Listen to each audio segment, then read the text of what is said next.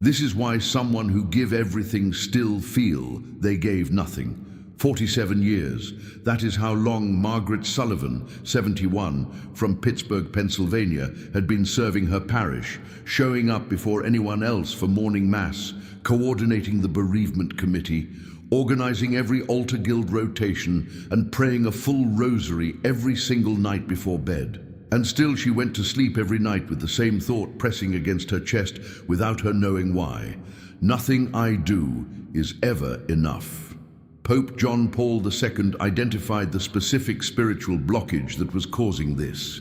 And what he found was not a lack of faith, not a lack of devotion, but a hidden belief that had been operating in her life since childhood without anyone ever naming it.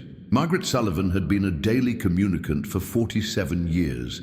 She had raised 4 children in the faith, all of them baptized, confirmed, and married in the church. She had served as a Eucharistic minister for 22 years. She attended every Lenten mission, every parish retreat, every morning mass, even when snow kept most of the congregation home. She never missed her monthly confession. She tithed faithfully, even during the years when her late husband was out of work and they were living on savings. Her pastor called her the pillar of the parish. Her grown daughters called her the most faithful woman they knew. But at night, alone in her bedroom after her prayers, Margaret felt a weight she could not explain. She reviewed everything she had done that day, everything she had offered, everything she had sacrificed. And the voice in her head said the same thing it had said for decades. It is not enough. You have not done enough. You could have done more. She did not know where this voice came from. She had confessed it twice to her priest, and both times he told her she was being too hard on herself.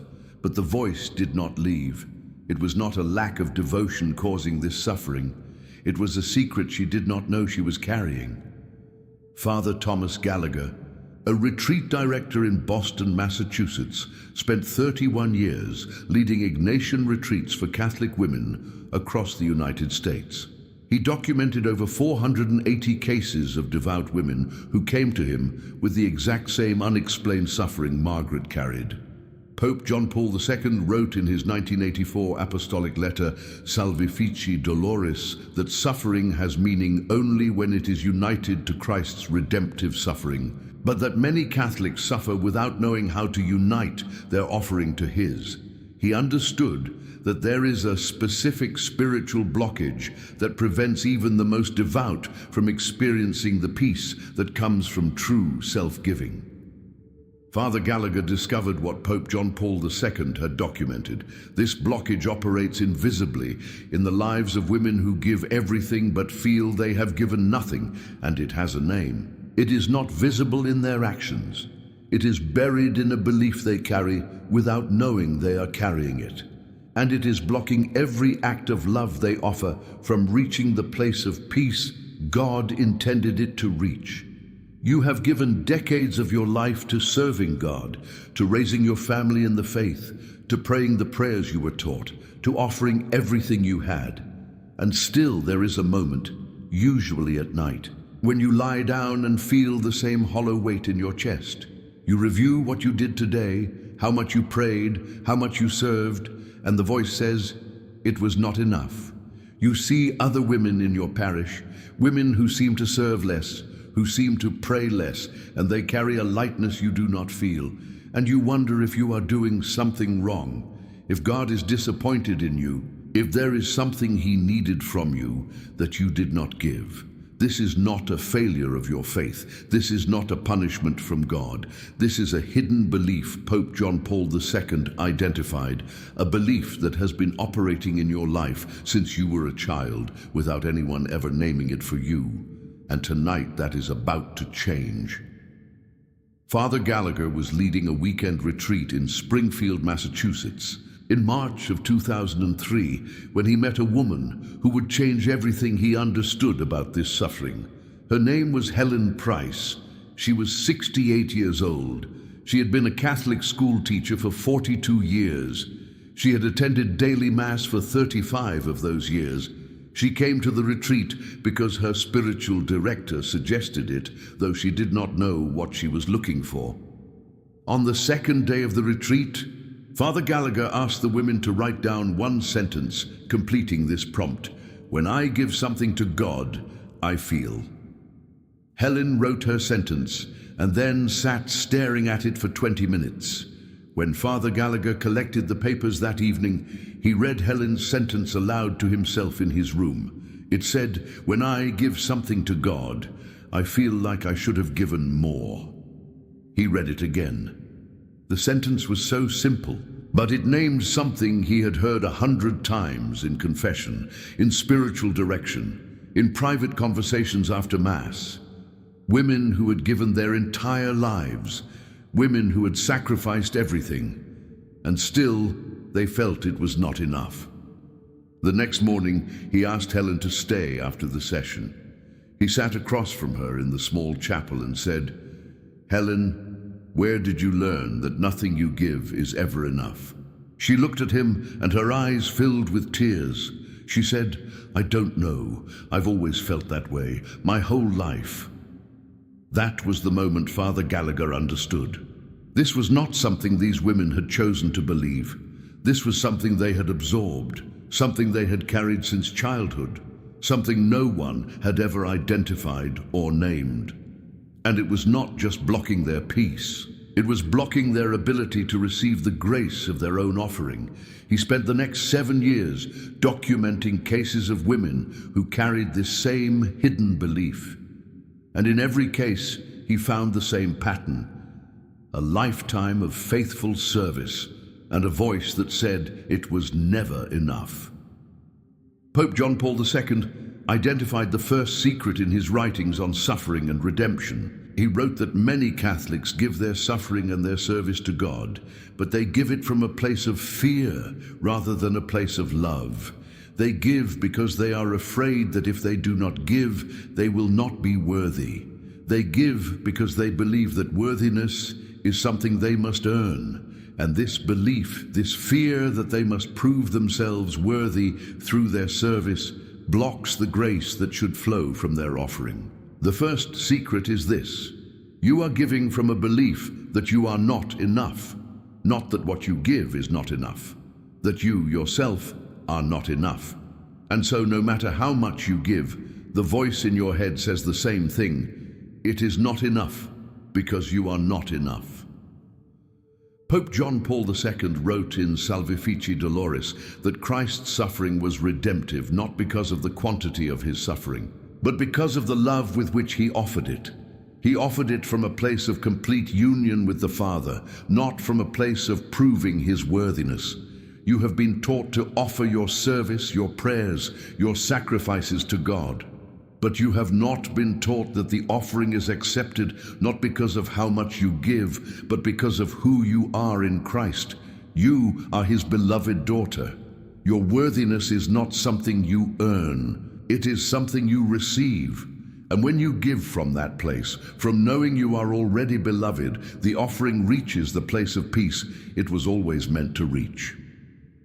A woman named Dorothy Mitchell, 69, from Scranton, Pennsylvania, had been a daily Mass attendee for 41 years. She served as a lector, a coordinator for the parish food pantry, and a volunteer at the diocesan nursing home every Tuesday and Thursday afternoon. She prayed the rosary every morning and every night, and still, at the end of every day, she felt the same hollow weight in her chest. She attended a retreat led by Father Gallagher in April of 2005. When he explained the first secret, Dorothy sat in her chair and wept. She said to him afterward, "I have spent 41 years trying to prove to God that I love him, and I never once asked if he already knew." Father Gallagher gave her one instruction. He told her to begin every act of service, every prayer, every offering, with one sentence spoken aloud to God: "I am your beloved daughter, and I give this from love, not from fear." Dorothy did this for 14 days. On the 15th day, she called Father Gallagher and said, "Father, I prayed the rosary this morning, and for the first time in my life, I felt peace when I finished. Not the voice, peace." She has carried this first secret with her, And the voice that said it was never enough has not returned. Something is shifting in you right now. You are recognizing that the voice you have carried for decades, the voice that said nothing you gave was ever enough, is not the voice of God. It is the voice of a belief you absorbed without knowing you absorbed it. And you are beginning to see that what you have been giving from a place of fear. Not because you chose fear, because you were never taught how to give from love. 3 months after the retreat in Springfield, Father Gallagher returned to his office at the Diocesan Center and found a letter waiting for him. It was from Helen Price, the woman who had written the sentence that changed everything. The letter was 7 pages long. Helen wrote that after the retreat, she had gone home and begun praying the way Father Gallagher had instructed, beginning every prayer with the sentence, "I am your beloved daughter, and I give this from love, not from fear." She wrote that for the first 2 weeks. The words felt strange in her mouth. She did not believe them, but she said them anyway. And then, on the morning of the 16th day, something happened. She was praying the rosary in her bedroom before dawn, and when she finished the 5th decade, she felt something she had not felt in 50 years. She felt that what she had just offered was enough. Not because she had prayed perfectly, not because she had offered more than usual, but because she knew for the first time that God received it as enough. The letter continued. Helen wrote that the peace lasted 3 days, and then on the 4th day, the old voice returned. But this time, it said something different. It said, "You are giving from love now, but there is something deeper, something you have not been told, something more dangerous than the fear of not giving enough." Father Gallagher read that sentence and put the letter down. He sat in his office for 20 minutes without moving. Helen was right. The first secret was real, and it had freed hundreds of women from the fear that their offering was never enough. But there was something more, something he had seen in the cases but had not yet named. He picked up the phone and called Helen. He said, "Helen, I need to see you. There is something more, and I think you already know what it is." She met him 2 days later at the same chapel where they had first spoken. Helen sat across from him and said, "Father, I'm giving from love now. I know I am God's beloved daughter, but there is still a voice, and this voice does not say, 'I have not given enough.' This voice says something worse. It says, even if what you give is enough, you do not deserve to receive anything in return." Father Gallagher felt the words land in his chest like a stone. That was the second secret, and it was more dangerous than the first. The second secret is this. You believe that you are allowed to give, but you are not allowed to receive. You have been taught your entire life that it is more blessed to give than to receive. You have been taught to serve, to sacrifice, to offer everything without asking for anything in return. And so you have spent decades giving everything, and when God offers you something in return, when He offers you peace or consolation or the grace of knowing you are beloved, you push it away. You tell yourself you do not deserve it. You tell yourself that receiving is selfish, that asking for something is weak, that a truly holy woman gives everything and expects nothing. Pope John Paul II wrote in his 1995 encyclical Evangelium Vitae that the culture of death is built on a lie that says human beings must earn their value through productivity, through usefulness, through what they can offer to others. And when they can no longer offer, they have no value. He understood that this lie operates not only in the world, but inside the church. It operates in the hearts of devout women who have been taught that their value comes from how much they give, and that receiving is something they must not ask for. The second secret is more dangerous than the first because it does not just block the peace that comes from giving. It blocks the grace that God is trying to pour into your life every single day. You are allowed to receive. You are meant to receive. Christ did not come only to teach you how to give. He came to teach you how to receive the Father's love. and to live from that love. When you refuse to receive, you are refusing the very grace that makes your giving possible. A woman named Patricia Lang, 73, from Buffalo, New York, had been a Eucharistic minister for 38 years. She had served at every funeral mass in her parish for the last 12 years. She visited homebound parishioners every Friday afternoon. She prayed for her parish by name every night, going through the directory one page at a time. She attended a weekend retreat in Rochester in November of 2007. On the second day, Father Gallagher asked the women to write down one prayer request they had never said aloud to anyone. Patricia wrote, "I want to feel loved by God, not just know it, feel it." When Father Gallagher collected the papers, he read Patricia's request and asked her to stay after the session. He sat with her in the chapel and said, "Patricia, how long have you wanted to feel loved by God?" She looked at him and said, "My whole life, Father, but I never thought I was allowed to ask." He asked her why. She said, "Because asking for something means I need something, and needing something means I am weak, and weak women do not serve God the way I have been taught to serve Him."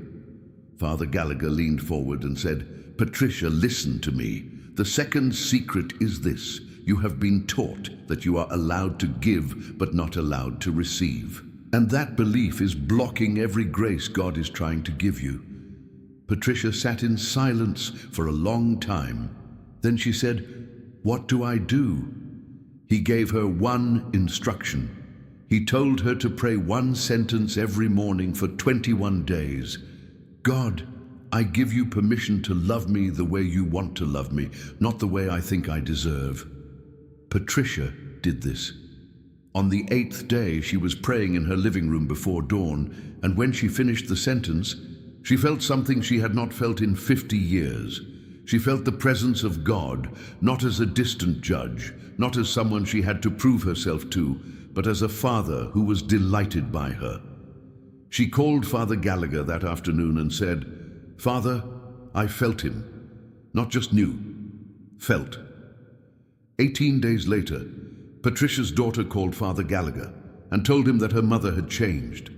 She said, "My mother has always been the most selfless woman I know, but now she is joyful, and I have never seen her joyful before." The second secret had been named, and Patricia was free. The first and second secrets operate together in the same life. You give from fear, believing you are not enough, and even when you learn to give from love, you refuse to receive, believing you do not deserve anything in return. But there is a third secret, more grave than both, more hidden, and it is the reason why even women who know the first two secrets still go to sleep at night feeling that something is missing. Pope John Paul II wrote about this third secret in his personal retreat notes during the final years of his life.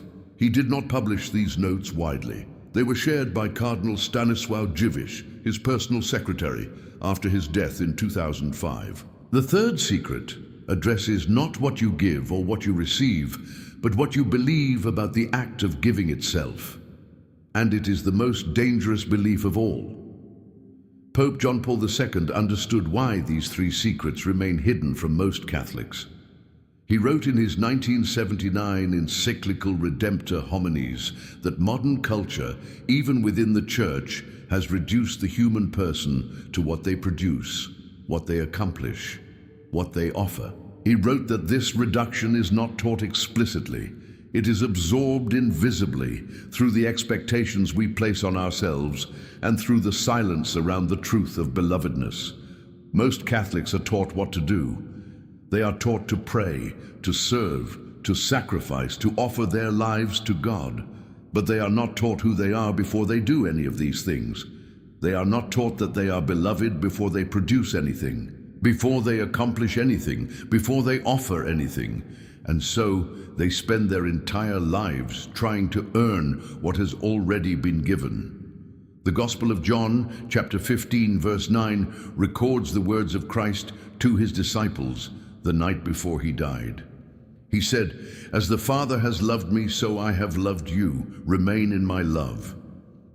He did not say, earn my love. He did not say, prove you are worthy of my love. He said, remain. The love is already there. Your job is not to earn it. Your job is to remain in it. But you have not remained in it. You have spent decades trying to prove you deserve it, and the effort has exhausted you. Sainte Thérèse of Lisieux wrote in her autobiography, The Story of a Soul, that the little way is not the way of great deeds or heroic sacrifices. It is the way of receiving God's love like a child and offering everything from that place of received love.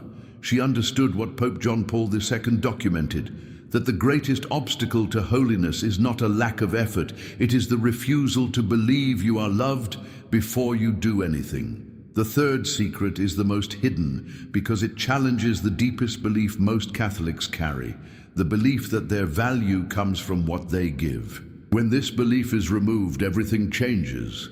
But when this belief remains, even the most faithful offering is blocked from reaching the place of peace God intended it to reach. If you carry this third secret in your life right now, you have spent decades giving everything. And no matter how much you give, you go to sleep at night feeling that you gave nothing. Because the belief operating underneath your giving is not that God loves you.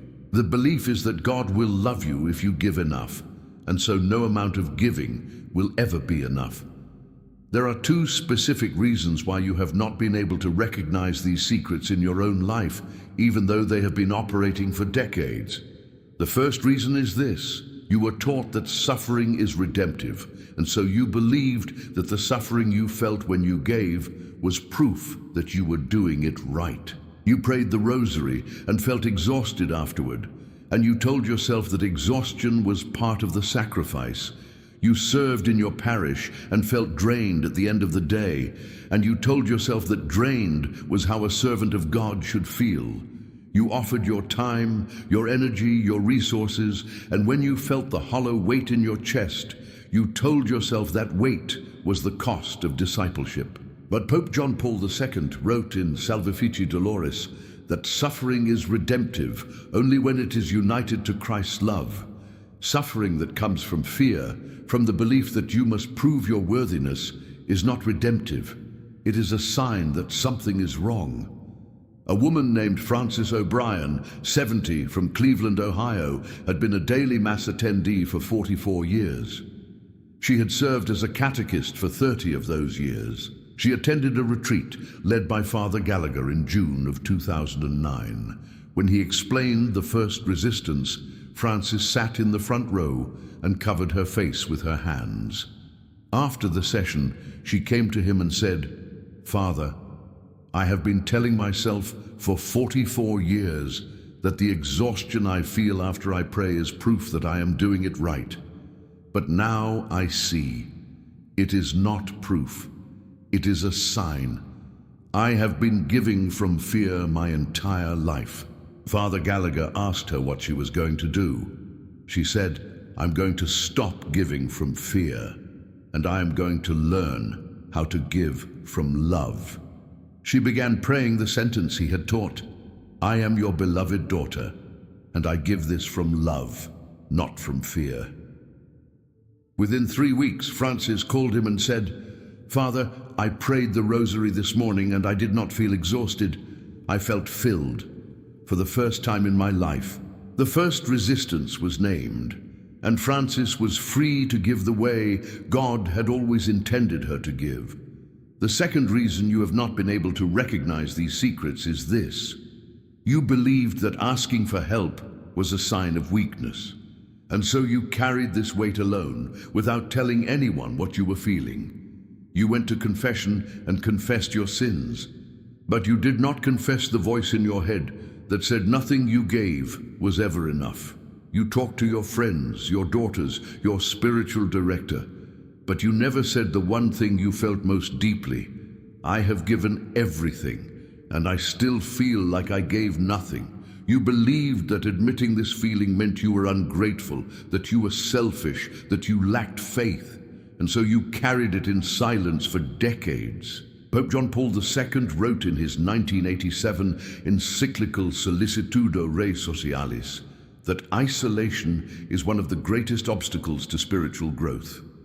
He wrote that we are not meant to carry our struggles alone. We are meant to name them, to bring them into the light, to allow someone else to witness what we are carrying and to help us carry it. A woman named Judith Barnes, 68, from Detroit, Michigan, had been serving her parish for 39 years. She had coordinated the bereavement ministry, led the altar guild, and visited nursing homes every Wednesday afternoon. She came to a retreat in Grand Rapids in February of 2011. On the final day, Father Gallagher invited the women to share one struggle they had never named aloud. Judith raised her hand. She stood up in front of 70 women and said, "I have served God my entire life, and I have never once felt that what I gave was enough." The room was silent. Then, one by one, 12 other women stood up, and every one of them said the same thing. Judith sat down and wept. After the session, she came to Father Gallagher and said, "Father, I thought I was the only one. I have carried this alone for 39 years, and now I see I was never alone." Father Gallagher gave her one instruction. He told her to find one woman in her parish, someone she trusted, and to tell her what she had just named in the room. Judith did this. The woman she told was 74 years old, a daily Mass attendee, a woman Judith had known for 20 years. When Judith told her, the woman looked at her and said, "Judith, I have felt that way my entire life, and I never told anyone either."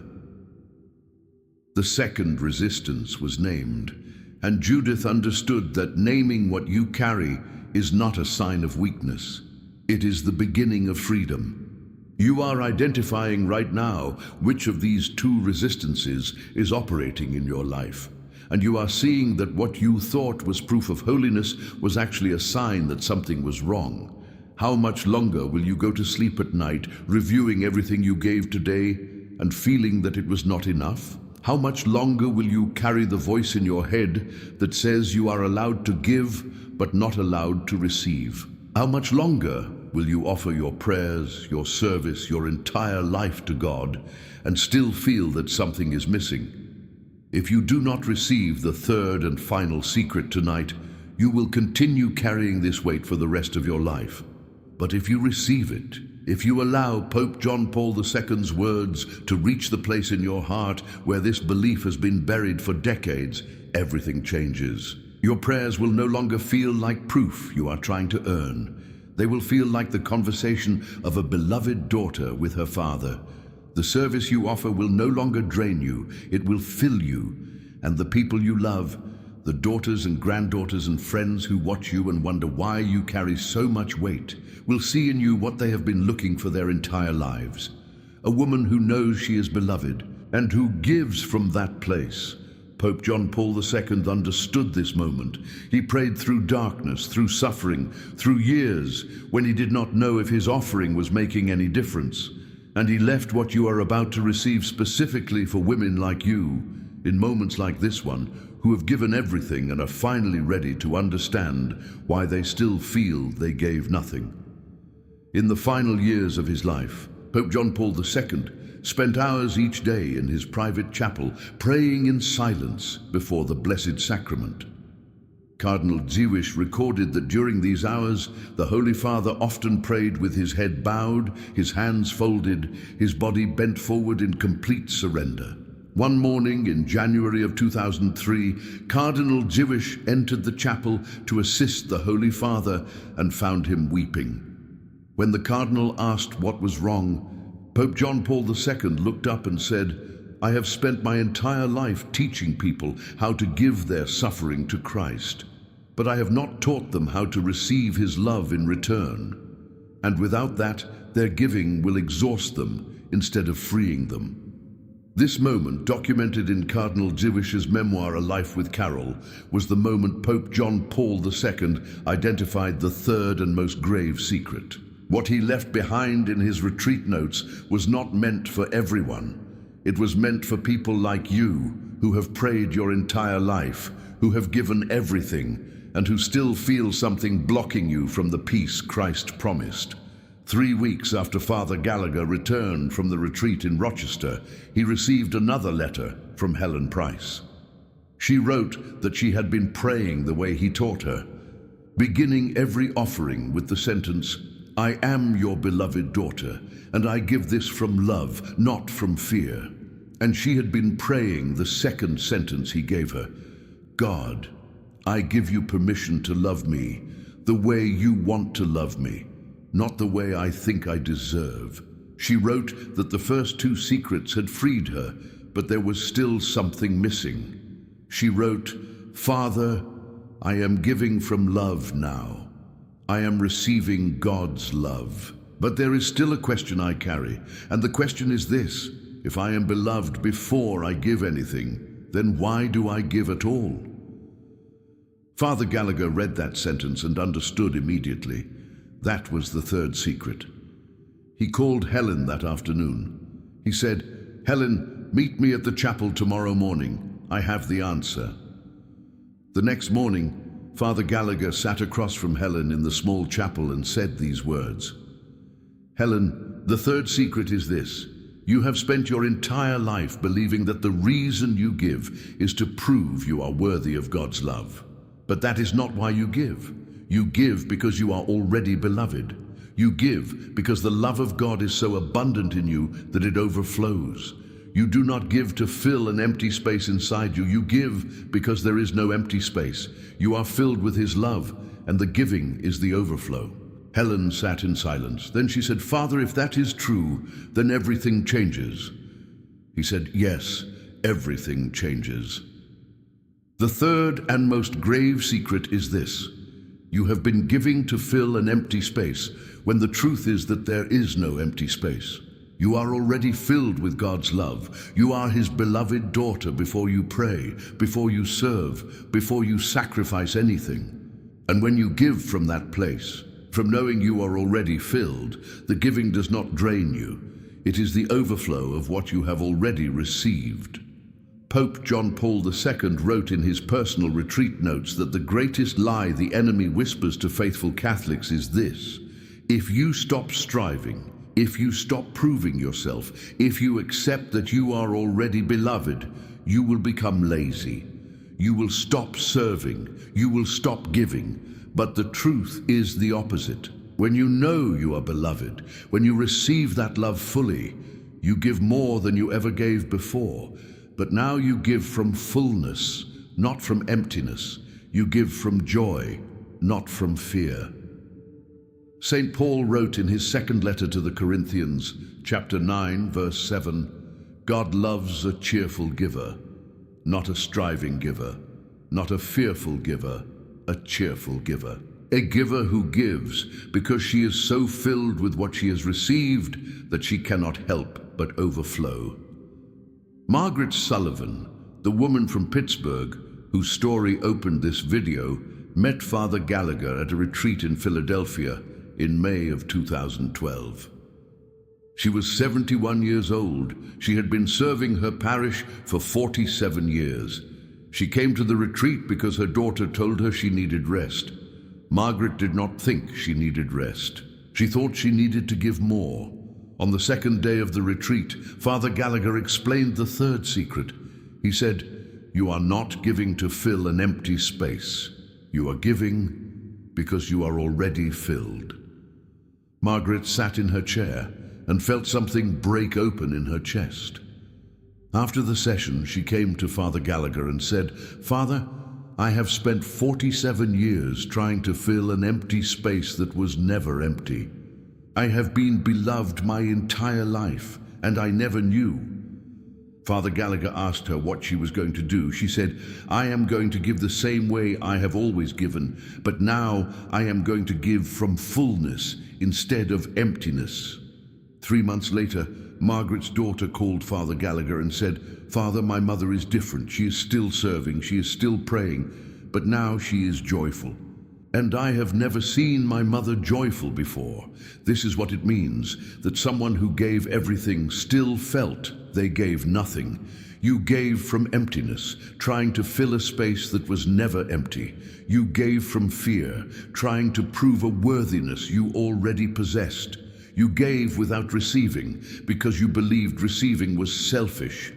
And so no matter how much you gave, the voice in your head said, "It is not enough." But now you know. You are beloved before you give anything. You are filled with God's love before you offer anything. And when you give from that place, when you allow the love you have already received to overflow into your service, into your prayers, into your relationships, the giving becomes what it was always meant to be, the natural response of a daughter who knows she is loved. Tonight, before you sleep, you are going to pray one sentence. This is the same sentence Margaret Sullivan prayed the night she received the third secret. The sentence is this: God, I receive your love for me, and I give everything from that love, not to earn it. Say this sentence aloud, not in your head, aloud. Let your voice carry the words into the room. Then sit in silence for 5 minutes. Do not ask God for anything. Do not review what you did today. Do not think about what you need to do tomorrow. Just sit and receive. This is how you begin to identify whether the third secret is operating in your life. If sitting in silence and receiving feels uncomfortable, if it feels selfish, if the voice in your head says you should be doing something instead of just sitting, then you know. The third secret is there, and tonight is the night you begin to remove it. Pope John Paul II believed that when a Catholic woman receives the truth of her belovedness and begins to give from that place instead of from the place of striving, everything in her life shifts. Her prayers become conversation instead of performance.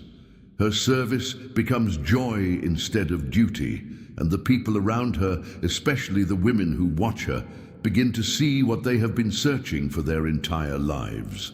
A woman who knows she is loved and who lives from that love.